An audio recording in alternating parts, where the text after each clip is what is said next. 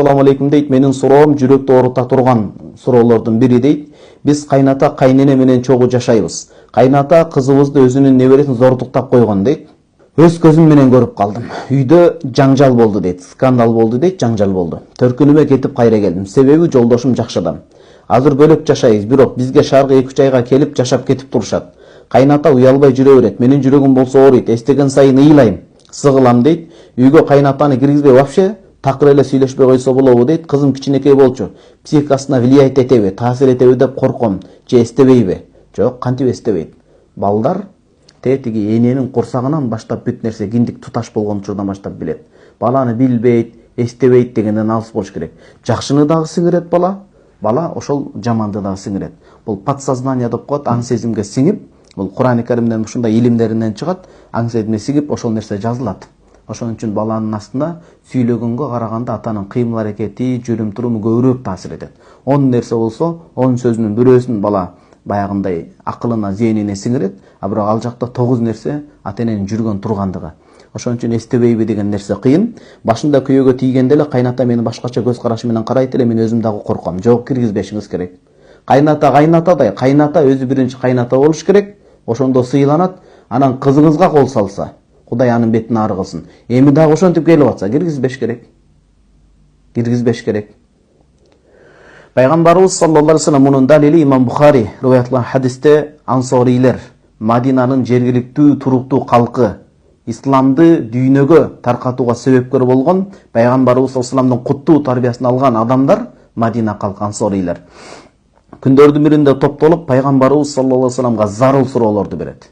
Ошол кээде күйөөсү жок болуп калган үйгө кайнатасы кирип калат, кайнагасы, кайниси кирип калат, бөтөн эркек кирип калат. Ушул маселенин алкагында, тегерегинде суроо чопкут болуп атканда, Пайгамбарыбыз саллаллаху алейхи вассалам маселени түп тамырынан кесе, "Iyyakum wad-dukhul 'alan-nisa" никеңердеги, адал никеңердеги жубайыңар, келинчегиңер, колуктуңар болбосо, же махрам, энеңер, карындашыңар, эжеңер болбосо, жат аялдарга кирбегиле деп атат. Жат аял затына кирбегиле. Ошондо жана жергиликтүү ансори сахабалардын бирөө сурап калды. Афарайтал хамва я Расулуллах. Кайындарычы? Мисалы ошол кайнатасы, кайниси, кайнагасычы? Дегенде Пайгамбарыбыз саллаллаху алейхи вассалам салыштыруу иретинде бул сөзүн айтат, салыштырып. Ал-хаму ал-маут. Өлүм мына ошол жакындардан, кайындардан келет дейт. Мындайча айтканда, сиздин сурооңузга дал келип атат. Кайната кайнатадай болуп, аралыкты сактап, акыл насаатын айтып, кайра ошол Кудай денем дүркүрөп атат. Бул сөздү кантип айтабыз эми? Ошентип небересине ошентип кол салып отурса жамандыкка барып, андайлар тирүү жерде басып жүрбөш керек. Алар темир тордун аркасында чириш керек, Кудай сактасын.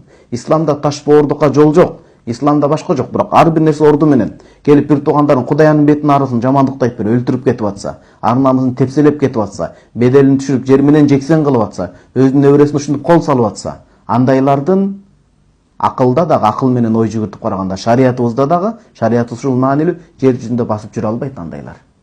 Андайлардын катыгы берилип, жазасы оор болуш керек болот. Ошентип небересине бузукчулук кылса, анан дагы бети чымырой келип жатса, Аллахым анын бетин ары кылсын. Ошон үчүн дуа кылганда бактылуу орду менен, эби менен, даанышмандык менен каарылыкты сураш керек. Бул болбойт мындай. Бул катуу айтыла турган маселе. Киргизеби, киргизбейби деген маселе эмес, такыр жакындатпаш керек. Туура түшүнүш керек. Шарият ошондой. Пайгамбарыбыз саллаллаху алейхи вассалам айтып атат, "Ал-хаму маут", ошол кайындардан өлүм келет. Бадруттин Айни Ханафи алымыбыз, Умдатул Кариде, Ибн Хаджар Асқалани Шафии алымыбыз. Биз Ханафи мазхабтабыз, ал киши Фатхул Бариде айтат, не дейт? Бул жерде Пайгамбарыбыз саллаллаху алейхи вассалам өлүм, ошо кайындан өлүм келет дегени, ушундай өлүмгө адам ар намысы жок болуп калганда өлүм өлгөнгө тете болуп калат. Ар намыстын жоктугуна себепкер болуп калышы мүмкүн. Жашоодон үзүлүшүнө себепкер болуп калышы мүмкүн деп өтө жеткиликтүү тил менен кыскартып айтып атат деп басып белгилешет. Киргизбешиңиз керек. Күйөөңүз менен жакшынакай сүйлөшүп, ошо келе турган күндөрүндө сиз келиндик кызматыңыз бар, кайненеңиздин астында, бирок кайнатаңыздын астында милдет кылыш сизге милдет эмес. Кызмат кылыш милдет эмес, ачык эле. Канчалык аял тараптын канчалык улуу муун курмат көрсөтүш керек, бирок бул учурда эмес, бир тууган, бул учурда эмес.